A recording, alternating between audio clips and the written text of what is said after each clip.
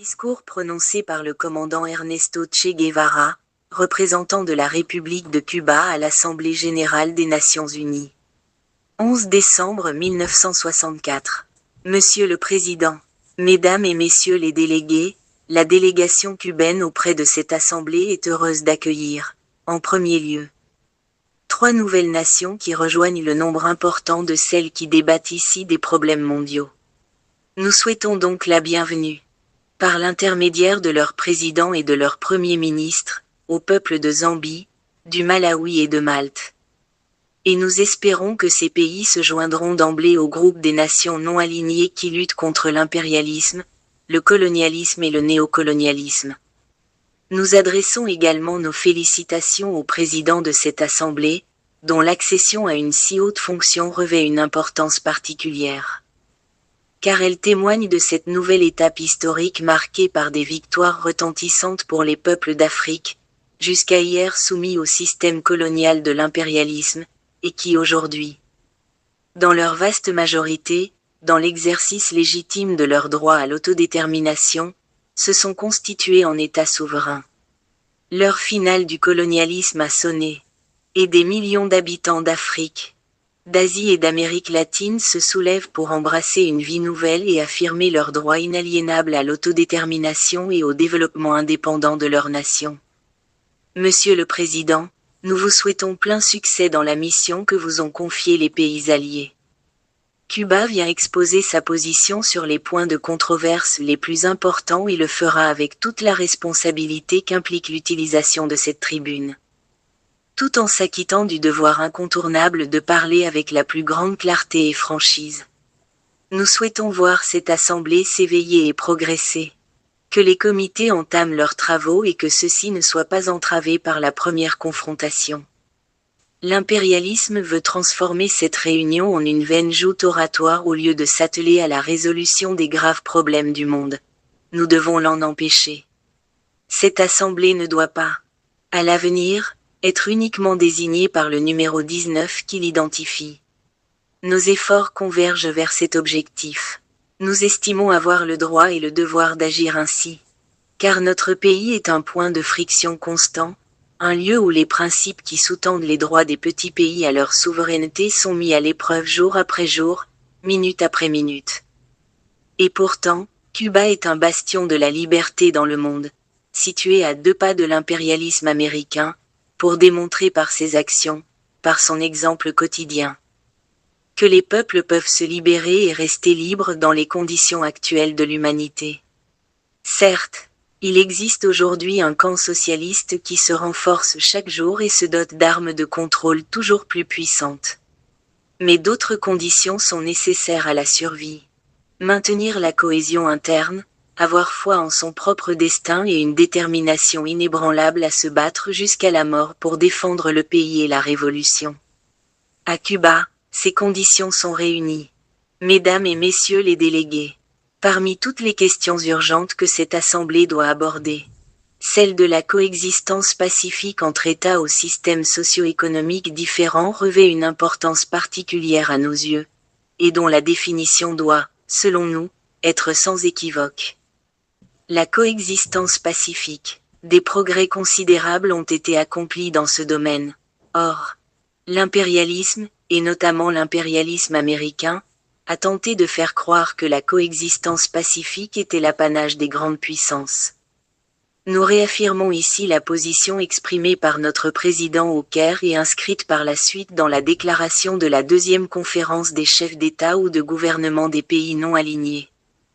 La coexistence pacifique ne saurait se limiter aux seules nations puissantes si l'on veut garantir la paix mondiale. Elle doit être pratiquée entre tous les États, quelle que soit leur taille, leurs relations historiques passées et les difficultés qui peuvent surgir entre eux. Actuellement, la coexistence pacifique à laquelle nous aspirons est loin d'être une réalité dans bien des cas. Le royaume du Cambodge, pour avoir simplement maintenu sa neutralité et refusé de se soumettre aux manœuvres de l'impérialisme américain, a subi toutes sortes d'attaques perfides et brutales lancées depuis les bases américaines du Sud-Vietnam. Le Laos, pays divisé, a également été la cible d'agressions impérialistes de toutes sortes. Sa population a été massacrée depuis les airs. Les conventions de Genève ont été violées et certaines parties de son territoire sont constamment menacées d'attaques aveugles par les forces impérialistes. La République démocratique du Vietnam, qui connaît ces histoires d'agression comme peu d'autres nations au monde, a une fois de plus vu ses frontières violées. Des bombardiers et des avions de chasse ennemis ont tiré sur ses installations et des navires de guerre américains, violé ses eaux territoriales et attaqué ses bases navales. À l'heure actuelle, la République démocratique du Vietnam est confrontée à la menace que les bellicistes américains étendent ouvertement sur son territoire et contre sa population la guerre qu'ils mènent depuis plusieurs années contre le peuple du Sud-Vietnam. L'Union soviétique et la République populaire de Chine ont adressé de sérieux avertissements aux États-Unis. Nous sommes confrontés à une situation où la paix mondiale est menacée et où, de surcroît, la vie de millions de personnes dans cette région d'Asie est constamment mise en danger, à la merci des caprices de l'envahisseur américain. La coexistence pacifique a également été brutalement mise à l'épreuve à Chypre sous la pression du gouvernement turc et de l'OTAN, contraignant le peuple chypriote et son gouvernement à une défense héroïque et énergique de leur souveraineté. Partout dans le monde, l'impérialisme tente d'imposer sa conception de la coexistence. Il appartient aux peuples opprimés, alliés au camp socialiste, de lui enseigner ce qu'est la véritable coexistence, et il est du devoir des Nations Unies de les soutenir. Il est également important de préciser que les concepts de coexistence pacifique doivent être clairement définis, et pas seulement dans les relations entre États souverains. En tant que marxistes, nous avons toujours soutenu que la coexistence pacifique entre nations n'englobe pas la coexistence entre exploiteurs et exploités, entre oppresseurs et opprimés. En outre, le droit à la pleine indépendance face à toute forme d'oppression coloniale est un principe proclamé au sein de notre organisation. C'est pourquoi nous exprimons notre solidarité avec les peuples, actuellement sous domination coloniale, de la Guinée portugaise, de l'Angola et du Mozambique, massacrés pour avoir osé réclamer leur liberté. Et nous sommes prêts à les assister au mieux de nos capacités, conformément à la déclaration du Caire. Nous exprimons également notre solidarité avec le peuple de Porto Rico et son grand leader, Pedro Albizu Campos, qui, comble de l'hypocrisie, a été libéré à l'âge de 72 ans, presque aphasique et paralysé, après avoir passé toute sa vie en prison. Albizu Campos est le symbole d'une Amérique encore indomptable, mais toujours en proie à des épreuves. Des années d'emprisonnement, une pression carcérale quasi insoutenable, des tortures psychologiques, la solitude, l'isolement total de son peuple et de sa famille, l'insolence du conquérant et de ses sbires sur la terre qu'il a vu naître, rien n'a brisé sa volonté. La délégation cubaine, au nom de son peuple, rend hommage avec admiration et gratitude à un patriote qui fait honneur à notre Amérique. Pendant des années, les Américains ont tenté de faire de Porto Rico le reflet d'une culture hybride, un espagnol mêlé d'anglais, un espagnol soumis à l'influence américaine. Les soldats portoricains ont été utilisés comme chair à canon dans les guerres impérialistes, comme en Corée, et même pour tirer sur leurs propres frères. Comme lors du massacre perpétré par l'armée américaine il y a quelques mois contre le peuple panaméen désarmé, l'une des atrocités les plus récentes de l'impérialisme américain. Cependant, malgré cette violation flagrante de leur volonté et de leur destin historique, le peuple portoricain a préservé sa culture, son identité latine et son sentiment national, qui témoigne de la vocation inébranlable à l'indépendance qui anime les masses de cette île d'Amérique latine. Nous devons également avertir que le principe de coexistence pacifique n'implique pas le droit de bafouer la volonté du peuple, comme c'est le cas en Guyane britannique. Le gouvernement du Premier ministre Chedi Jagan y a subi toutes sortes de pressions et de manœuvres. Et l'octroi de l'indépendance a été sans cesse reporté afin de contourner les aspirations populaires et de garantir la docilité d'un autre gouvernement, installé par des manœuvres douteuses. dans le but d'accorder ensuite une liberté édulcorée à ce territoire américain. Quels que soient les chemins que la Guyane soit contrainte d'emprunter pour obtenir son indépendance. Son peuple recevra le soutien moral et militaire de Cuba. Il convient également de souligner que les îles de Guadeloupe et de Martinique luttent depuis un certain temps, sans succès, pour leur autonomie, et cette situation ne doit plus perdurer. Une fois encore, nous élevons la voix pour alerter le monde sur ce qui se passe en Afrique du Sud. La politique brutale de l'apartheid est mise en œuvre sous les yeux des nations du monde. Les peuples d'Afrique sont contraints de subir la reconnaissance officielle et persistante de la supériorité d'une race sur une autre sur ce continent. Et l'impunité avec laquelle des personnes sont assassinées au nom de cette supériorité raciale. Les Nations Unies resteront-elles les bras croisés pour y mettre fin? Je voulais évoquer plus précisément le cas douloureux du Congo, unique dans l'histoire du monde moderne, qui illustre comment les droits des peuples peuvent être bafoués en toute impunité et avec le cynisme le plus insolent. L'immense richesse du Congo, que les nations impérialistes veulent conserver sous leur contrôle, est la cause directe de tout cela. Dans son discours prononcé après sa première visite aux Nations Unies, le camarade Fidel Castro a averti que tout le problème de la coexistence entre les nations se résumait à celui de l'appropriation injuste des richesses d'autrui. Et il a lancé cet appel. Que cesse la philosophie du pillage, et la philosophie de la guerre cessera. Mais la philosophie de la dépossession non seulement n'a pas disparu, mais elle est plus forte que jamais. Ainsi, ceux qui ont utilisé le nom des Nations Unies pour perpétrer l'assassinat de Lumumba, aujourd'hui, au nom de la défense de la race blanche, assassinent des milliers de Congolais. Comment oublier la trahison de l'espoir que Patrice Lumumba plaçait dans les Nations Unies? Comment oublier les manœuvres et les jeux qui ont suivi l'occupation du Congo par les troupes onusiennes, sous l'égide desquelles les assassins du grand patriote africain ont agi en toute impunité? Comment oublier, mesdames et messieurs les délégués, que celui qui a défié l'autorité des Nations Unies au Congo, non par patriotisme mais par lutte de pouvoir entre impérialistes, fut Moïse Tshombe, qui initia la sécession du Katanga avec le soutien de la Belgique.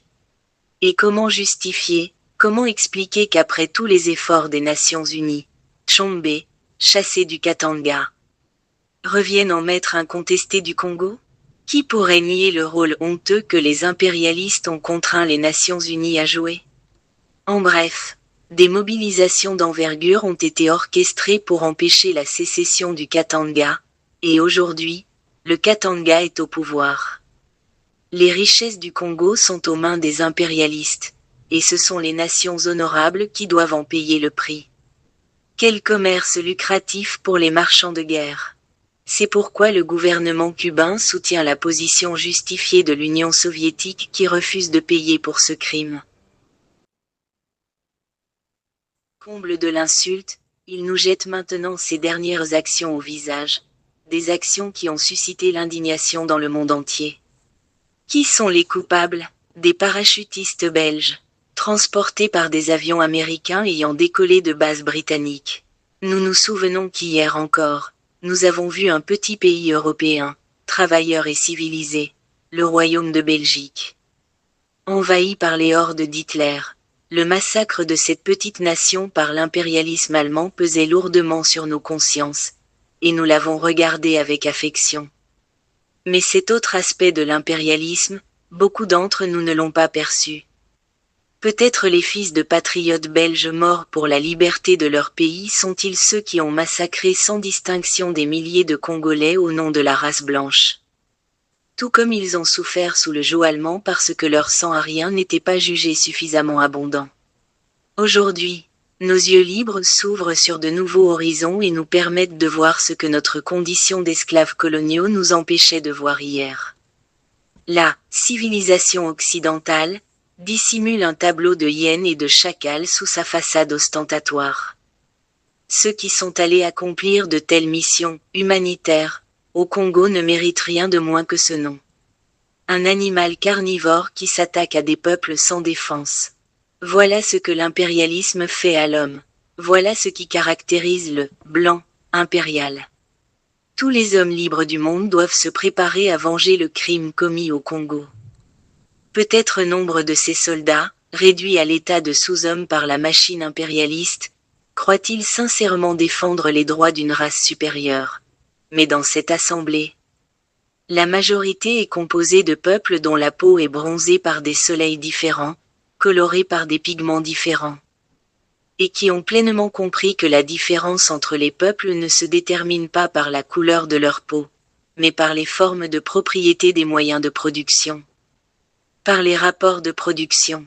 La délégation cubaine adresse ses salutations aux peuples de Rhodésie du Sud et d'Afrique du Sud-Ouest, opprimés par des minorités de colons blancs. Au Basutoland, au Bechuanahaï et au Swaziland, à la Somalie française, au peuple arabe de Palestine, à Aden et au protectorat, à Oman et à tous les peuples en conflit avec l'impérialisme ou le colonialisme. Et réitère son soutien. Elle exprime également son espoir d'une solution juste au conflit qui oppose la République sœur d'Indonésie à la Malaisie. Monsieur le Président, l'un des thèmes fondamentaux de cette conférence est celui du désarmement général et complet. Nous nous souscrivons pleinement au désarmement général et complet.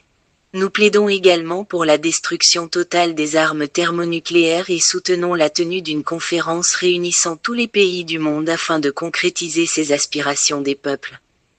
Notre Premier ministre a averti, dans son discours devant cette assemblée, que les courses aux armements ont toujours mené à la guerre. De nouvelles puissances nucléaires émergent dans le monde. Les risques de confrontation s'accroissent. Nous estimons cette conférence nécessaire pour parvenir à la destruction totale des armes thermonucléaires et, dans un premier temps, à une interdiction totale des essais nucléaires. Parallèlement, l'obligation pour tous les pays de respecter les frontières actuelles des autres États doit être clairement établie.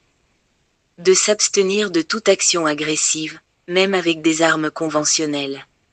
En nous joignant à la voix de tous les pays du monde qui appellent à un désarmement général et complet. À la destruction de tous les arsenaux nucléaires, à l'arrêt absolu de la fabrication de nouveaux dispositifs thermonucléaires et à la cessation de tous les essais nucléaires. Nous jugeons nécessaire de souligner qu'en outre, l'intégrité territoriale des nations doit également être respectée et le bras armé de l'impérialisme doit être stoppé non moins dangereux sous prétexte qu'il ne manie que des armes conventionnelles.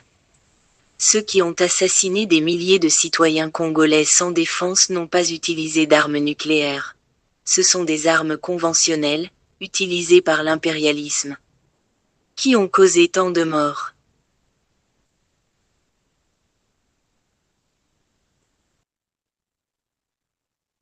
Bien que les mesures préconisées ici, si elles étaient mises en œuvre, rendraient ce point superflu. Il est important de souligner que nous ne pouvons adhérer à aucun pacte régional de dénucléarisation tant que les États-Unis maintiennent des bases militaires agressives sur notre propre territoire. À Porto Rico, au Panama et dans d'autres États américains où ils s'estiment en droit de déployer, sans aucune restriction, des armes conventionnelles et nucléaires. Compte tenu des dernières résolutions de l'OEA contre notre pays, qui pourrait être attaqué en invoquant le traité de Rio, il est nécessaire de disposer de tous les moyens de défense possibles. Nous pensons que si la conférence dont nous parlions atteignait tous ses objectifs, ce qui, malheureusement, est peu probable, elle serait la plus importante de l'histoire de l'humanité. Pour ce faire, la présence de la République populaire de Chine serait essentielle, d'où la nécessité de tenir une telle réunion. Mais il serait bien plus simple pour les peuples du monde de reconnaître l'existence incontestable de la République populaire de Chine, dont les dirigeants sont les seuls représentants de son peuple, et de lui accorder le siège qui lui revient de droit, actuellement usurpé par la clique qui, avec le soutien des États-Unis, maintient son emprise sur la province de Taïwan. La question de la représentation de la Chine aux Nations Unies ne saurait être considérée comme une demande d'adhésion, mais bien comme une question de rétablissement des droits légitimes de la République populaire de Chine. Nous devons condamner fermement le complot des deux Chines. La clique de Chiang Kai-shek à Taïwan ne peut demeurer aux Nations Unies. Il s'agit, nous le répétons, d'expulser l'usurpateur et d'installer le représentant légitime du peuple chinois. Nous mettons en garde contre l'insistance du gouvernement des États-Unis à présenter la question de la représentation légitime de la Chine à l'ONU comme un enjeu majeur afin d'imposer le quorum extraordinaire des 2/3 des membres présents et votants. L'admission de la République populaire de Chine aux Nations Unies est certes un enjeu majeur pour le monde entier, mais non pour l'ONU, où elle devrait relever d'une simple formalité. Ainsi, justice serait rendue, mais, tout aussi important, cela démontrerait une fois pour toutes que cette auguste assemblée est capable de voir, d'entendre, de parler sa propre langue et de discernement pour prendre des décisions éclairées. La prolifération des armes nucléaires au sein des pays de l'OTAN, et en particulier la possession de ces armes de destruction massive par la République fédérale d'Allemagne, réduirait encore davantage la possibilité d'un accord sur le désarmement. À ces accords est lié le problème de la réunification pacifique de l'Allemagne. En attendant un accord clair, il convient de reconnaître l'existence de deux Allemagnes. La République démocratique allemande et la République fédérale.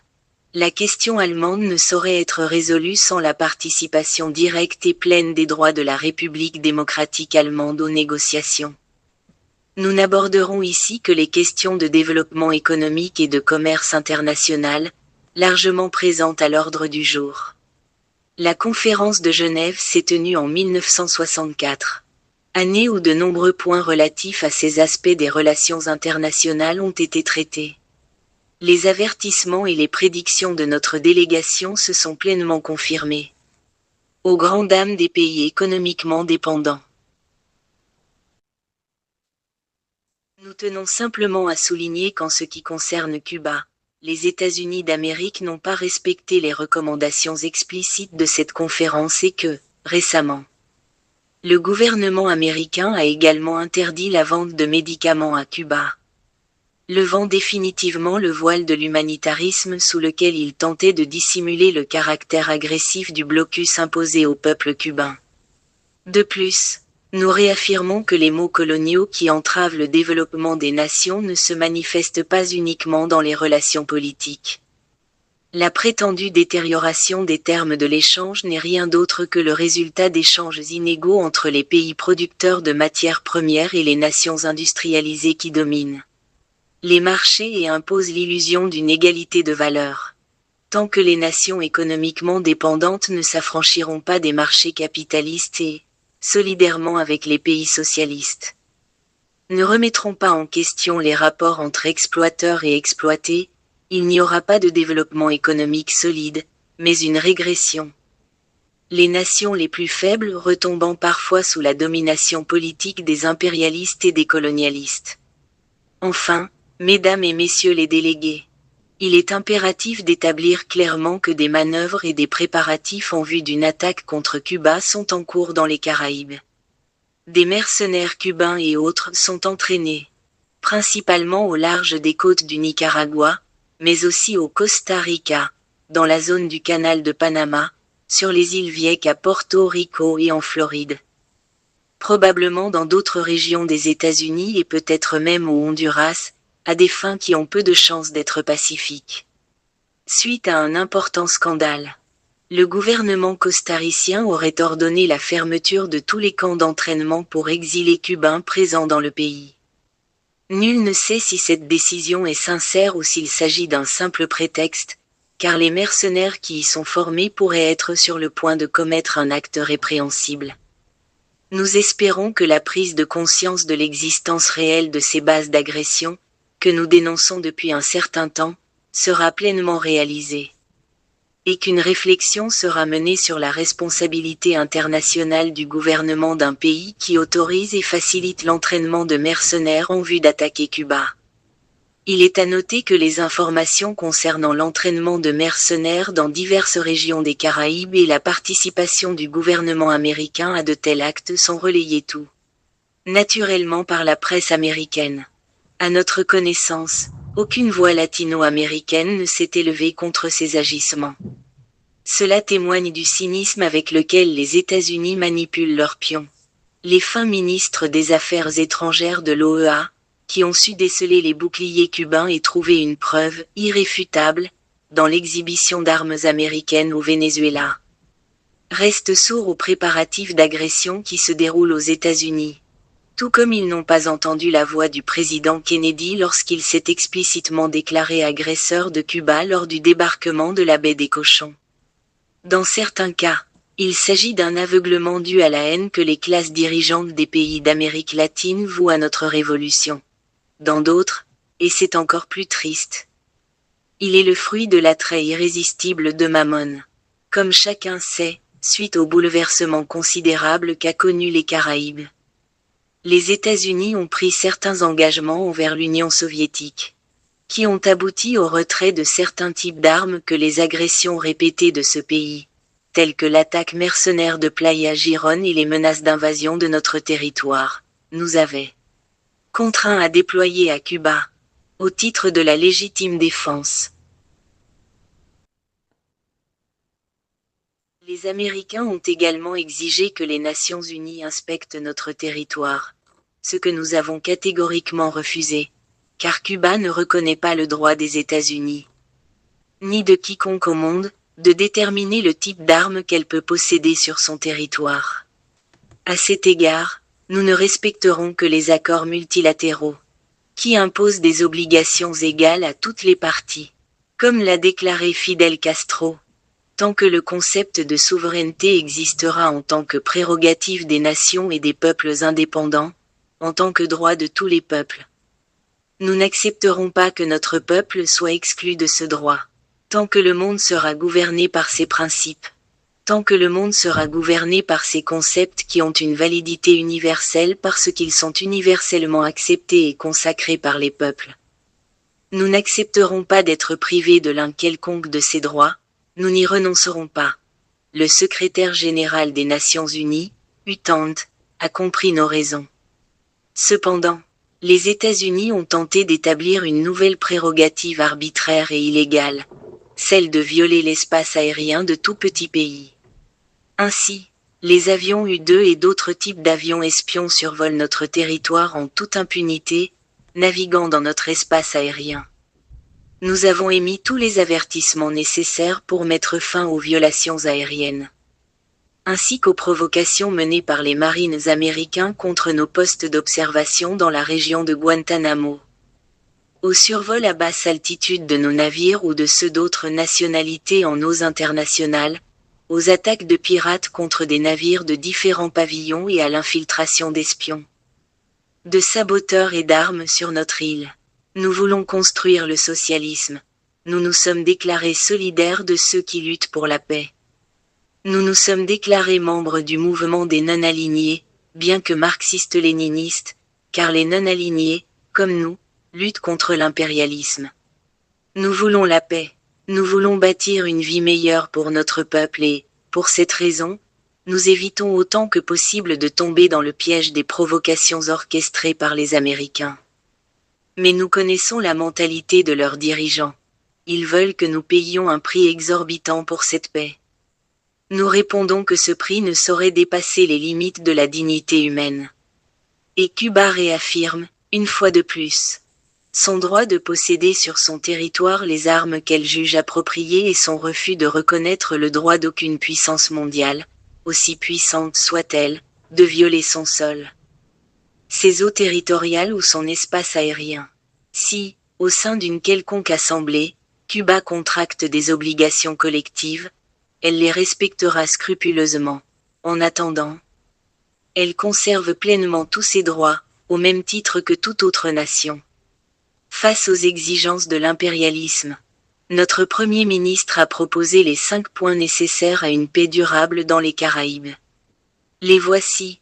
Premièrement, la cessation du blocus économique et de toutes les mesures de pression commerciale et économique exercées par les États-Unis contre notre pays dans le monde entier.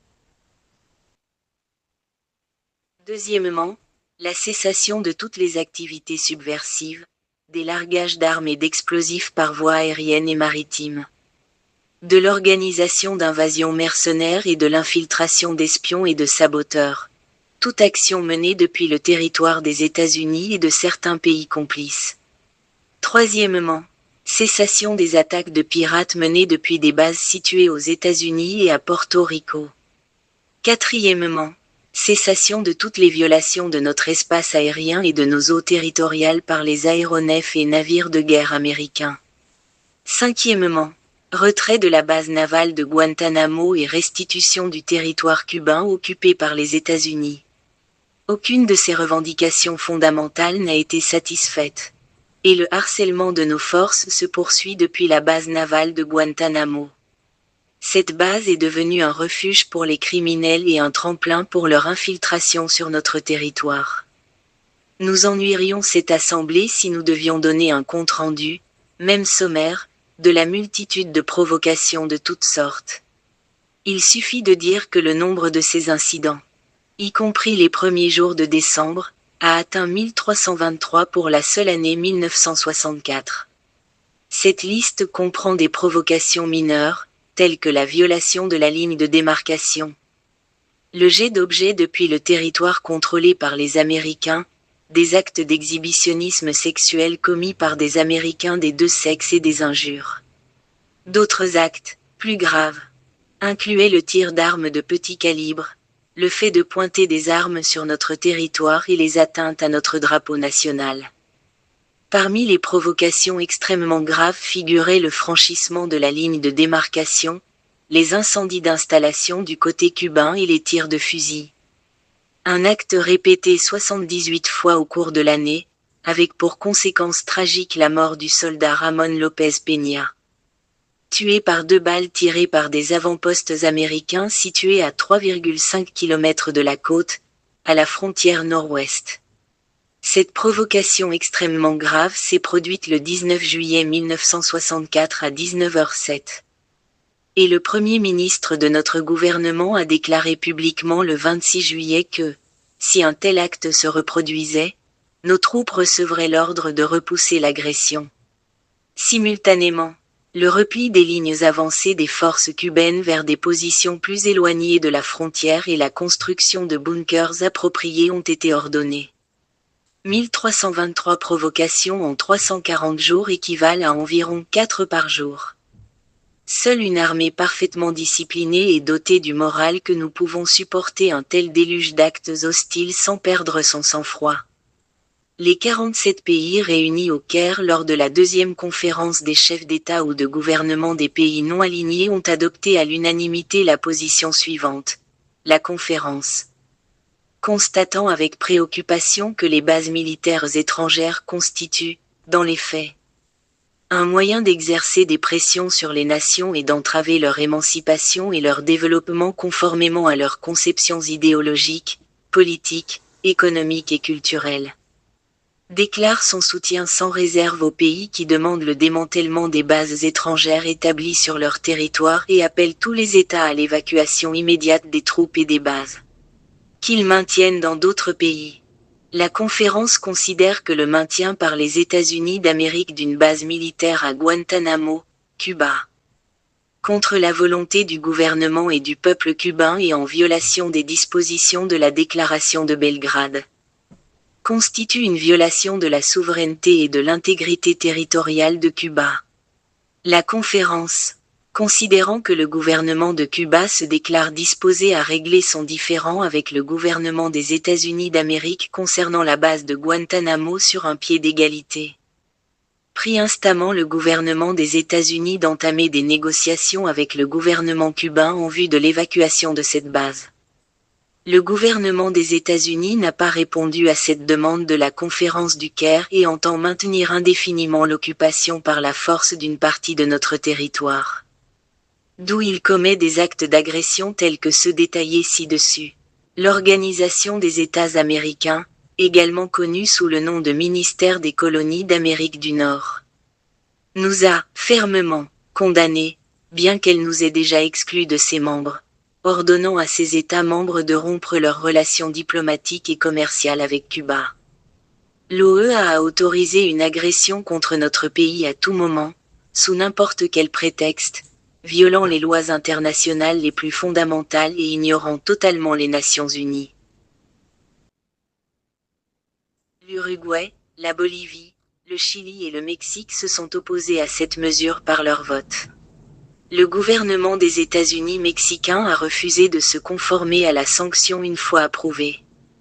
Depuis lors, nous n'entretenons aucune relation avec les pays d'Amérique latine, à l'exception de cet État, accomplissant ainsi l'une des étapes préliminaires d'une agression impérialiste directe.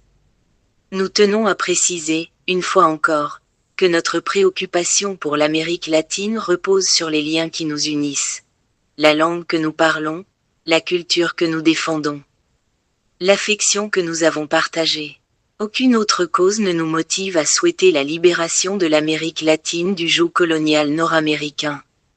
Si l'un des pays d'Amérique latine ici présents décidait de rétablir des relations avec Cuba, nous serions disposés à le faire sur un pied d'égalité. Et non en considérant la reconnaissance comme un pays libre, comme un cadeau fait à notre gouvernement.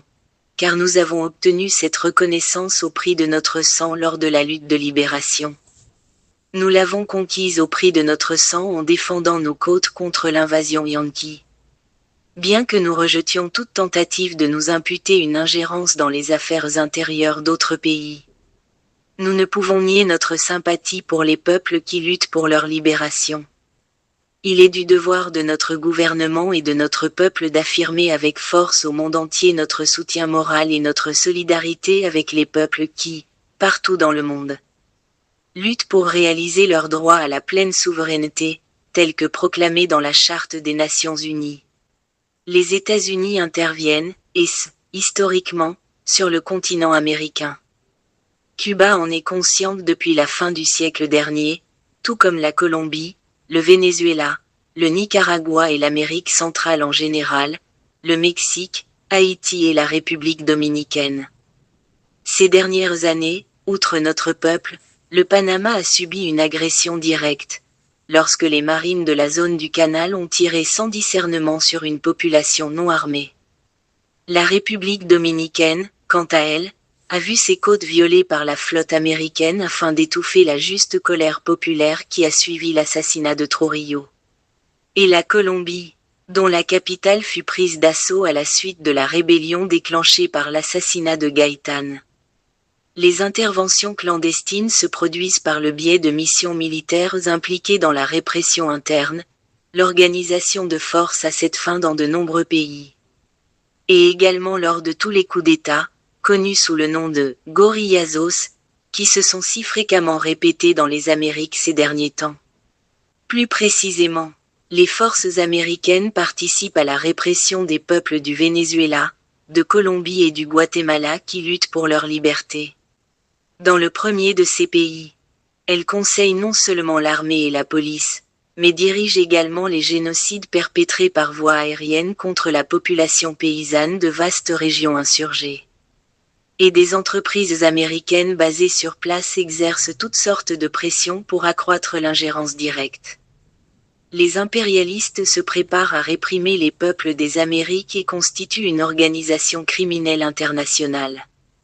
Les États-Unis interviennent dans les Amériques en invoquant la défense des institutions libres.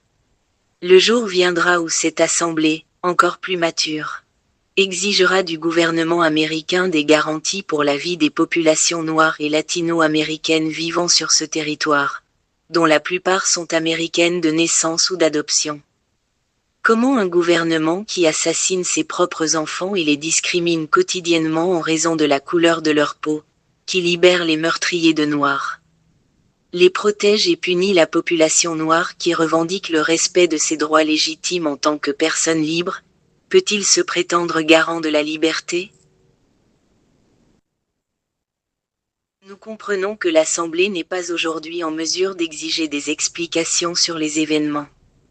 Mais il doit être clairement établi que le gouvernement des États-Unis n'est pas un garant de la liberté, mais bien un instrument d'exploitation et d'oppression à l'encontre des peuples du monde et d'une grande partie de sa propre population.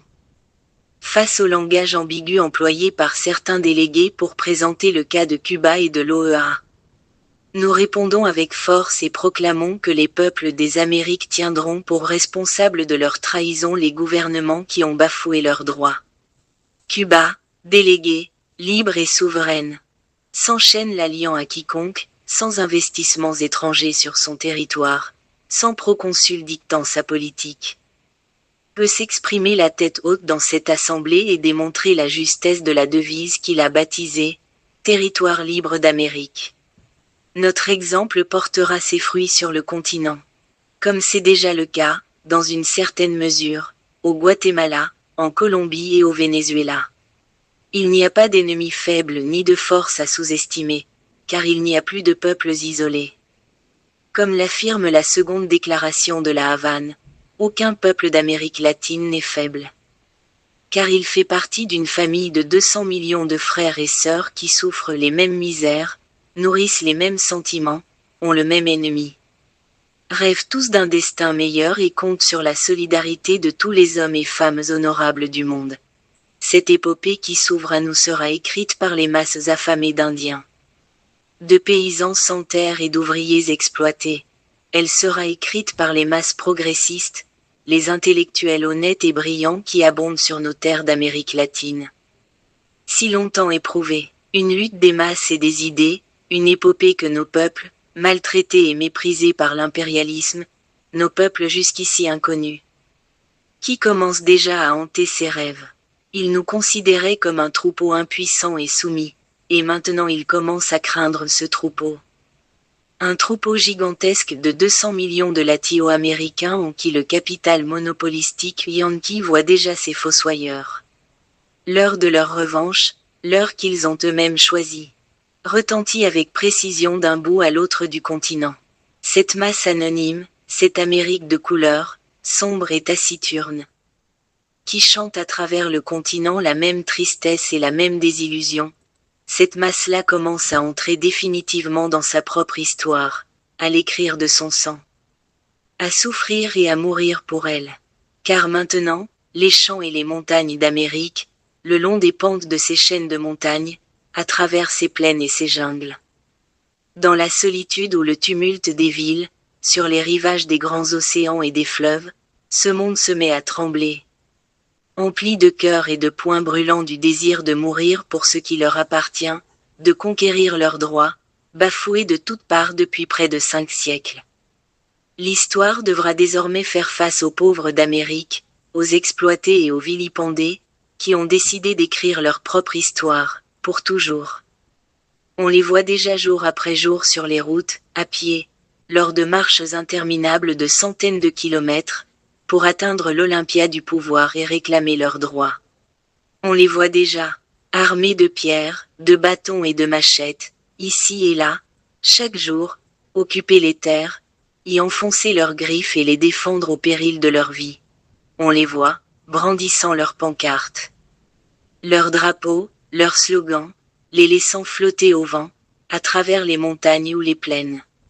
Et cette vague de ressentiment, de justice réclamée, de droits bafoués, qui commence à déferler sur l'Amérique latine, cette vague ne s'arrêtera pas. Elle grandira de jour en jour, car cette vague est formée par le plus grand nombre, la majorité à tous égards. Ceux qui accumulent des richesses par leur travail, créent de la valeur, mettent en mouvement la machine de l'histoire, et qui s'éveillent enfin du long et brutal sommeil auquel ils ont été soumis. Car cette grande humanité a dit, ça suffit, et sa marche s'est enclenchée. Et sa marche, telle celle des géants, ne s'arrêtera pas avant l'obtention de la véritable indépendance, pour laquelle elle a déjà péri plus d'une fois en vain. Désormais, en tout cas, ceux qui mourront mourront comme ceux de Cuba, ceux de Playa Girón. Ils mourront pour leur unique, véritable et inaliénable indépendance. Tout cela, mesdames et messieurs les délégués, cette nouvelle disposition d'un continent, de l'Amérique, s'incarne et se résume dans le cri que, jour après jour, nos masses proclament comme l'expression irréfutable de leur détermination à combattre, à paralyser la main armée de l'envahisseur. C'est une proclamation qui bénéficie de la compréhension et du soutien de tous les peuples du monde, et en particulier du bloc socialiste, mené par l'Union soviétique. Cette proclamation est « la patrie ou la mort ».